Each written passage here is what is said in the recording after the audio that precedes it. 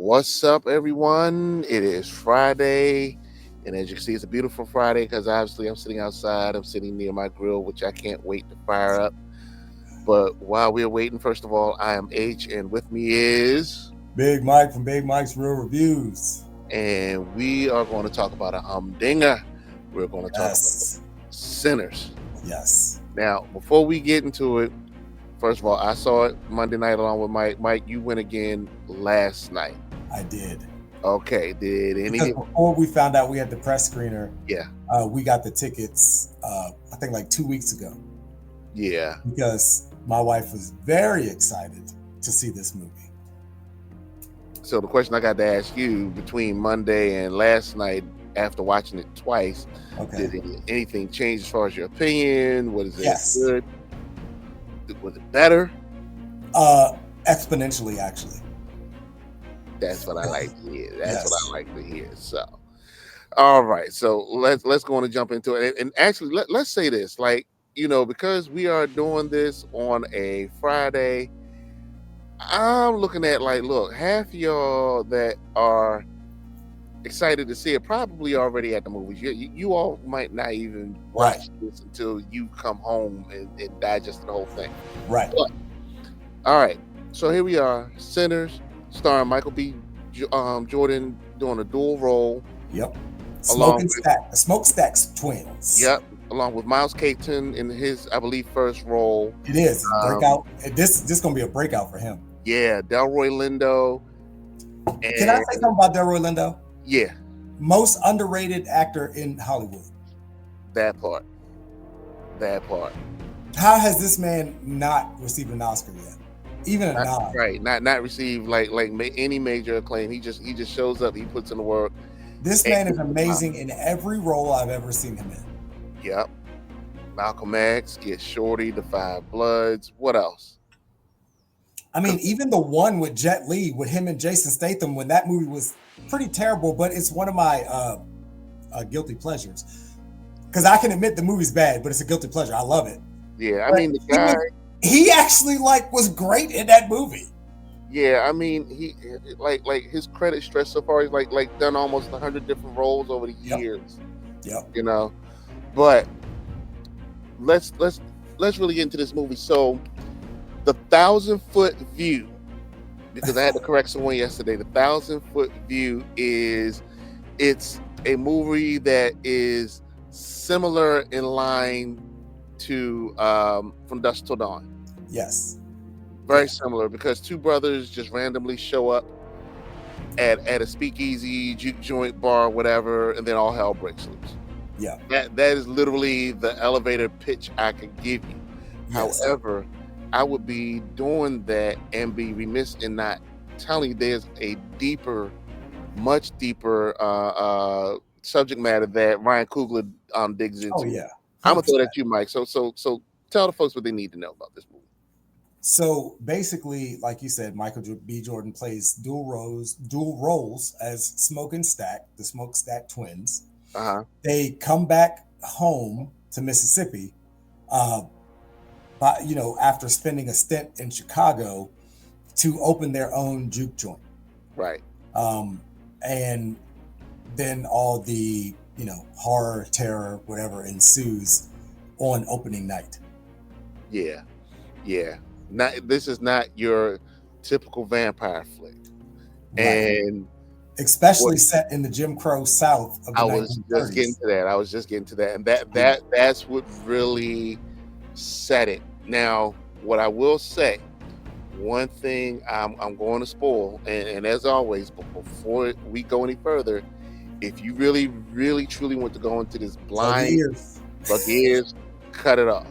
Yep. Biggest crux of this movie is how Ryan Coogler uses the vampire mythology and how the plot plays out, as far as how our music was corrupted and stolen by white people. Yes. That is the biggest singular thing that sets this apart from Dusk Till Dawn. Because now Dusk Till Dawn, it was a popcorn flick. It was totally Right, right. It was almost a throwaway popcorn flick. Like, yeah, it just looked cool, but there's so many deeper there's layers. This pieces. is an onion. Oh, Yeah, I mean, there's so many layers to this movie. yeah. Like one of the other Especially like things. seeing it twice so far. Yeah. Again, seeing it like I picked up things that I missed the first time, and I'm Hmm. like, man, like when watching it again, I was really noticing how genius this movie is, and how much of a genius Ryan Coogler is of a storyteller and a director, Yeah, a writer. It's very deep. yeah. And then one of the things I threw at you yesterday was to go Google um, Robert Johnson. Robert, Yes. like, because this movie is literally very loosely like untied shoestrings, kind Yeah. of loosely based Yeah. on Sammy's Robert. character is based off of him, Yeah, which is the Robert Johnson. Smokestack Twins' little cousin. Right. Now, what's really crazy? If you go look up Robert Johnson as a bluesman, supposedly he sold his soul to the devil Yep. because there's very little known about his life, but even Mhm. less is known about how he died. Yes. And you know what's funny? When I looked that up, I forgot that was a character. So I don't know if you're familiar with the show Supernatural. Yeah. He was actually referenced in that show, Supernatural, and in that show, it showed that he did sell his soul to a crossroads demon Hmm. to get like the blues notoriety. Right. Right. But he was on that. I'm trying to think. It was another show he was on too. Not Slided. It was another time travel show that was on. Okay. But yeah, that's always been the thing. It's like, and he didn't live long. He was No, only he died in like 30 something, no, he was 37 only or he was only 27. 27. Yeah, you're right. It was Only 27. 27. But he's also considered supposedly one of the first, if not the first member of the 27 Club. The Yeah. 27 Club are musicians who died at that age of 27. He was on Yep. Timeless. That's what the name of the show Yeah. was. Yeah. So yeah, but coming back to the movie itself, um, I say like just about all the actors put in a very solid performance. Yeah, there were no performances that was phoned in. Everybody was very solid. Everybody And showed even up. though it's a slow burn in the beginning, that was Yeah. character development. And the character development was much needed because when you get to the shit hitting the fan, Hmm.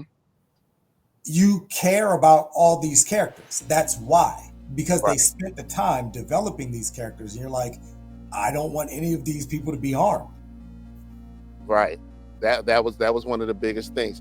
And then again, coming back to it, Ryan Coogler took the basis for many of the vampire myths that we know Yeah. and made it work. The Yeah. whole, well, a vampire can't enter an establishment unless Invited. invited in.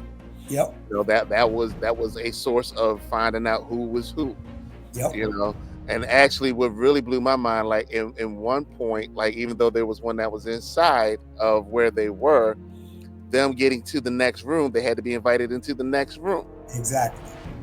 But another thing I enjoy too, now let's talk about our white devil being, if I remember correctly, Jack O'Connell, who played Remy. But you know what? I feel like, yes, he was trying to, I guess, steal the like you said, the music, the metaphor behind that. Yeah. But in my opinion, still, I saw him as a great villain, because in my opinion, great villains are the ones who are the hero of their own story. Right. Because Right. if you recall, like I said, this was in a Jim Crow South, and there was lots of racism and everything, and he was preaching equality, and it was kind of cult-like, right?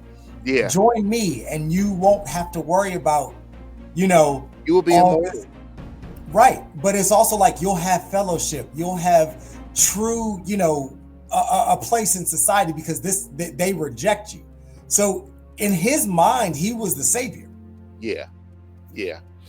And one last point I want to hit on before we wrap up, as always, because I've gotten myself a little bit more observant about it. The older I get, the more movies I watch. Ryan Coogler's usage of light Yes. in the movie, because there's one particular scene where the vampires are sitting outside and they're tempting someone, and there's not a lot of light around, and the Yes. way the light hits them, there's like maybe a singular light that's hanging overhead, and the way it plays on their faces, making their faces look like skulls, Yes. was freaking brilliant. And also, like, when it's really dark and they're exposing themselves for what they are, the lights in their eyes. Yeah, yeah, yeah. So at this point, we're going to wrap it up. I can't say it too much more. Go see this movie. This is a must This is a see. must watch. This is a buy on Blu-ray. This is going to be a classic. I mean, I could see Oscar nominations for many categories in this Yeah, film. yeah. Sit all the way through to the very end credits, because there are two end credits. There are mid-credit and an end credit scene. Yeah, yeah. Sit through everything, because they both will explain some things that you otherwise might not have picked up. Yes, and especially the mid-credit is actually the real ending of the movie. Yeah. The ending is not the ending. The mid-credit scene is the actual ending. It's the ending, yeah. So on that note, we're going to get about. Mike, tell them where you can find them. On all social media platforms at Big Mike's Real Reviews. That is REEL, as in a movie reel. Real Reviews. Yep. And we're going to make some changes in a couple of weeks. But yeah, got to go see this. Exactly. And on that note, must see. We're out.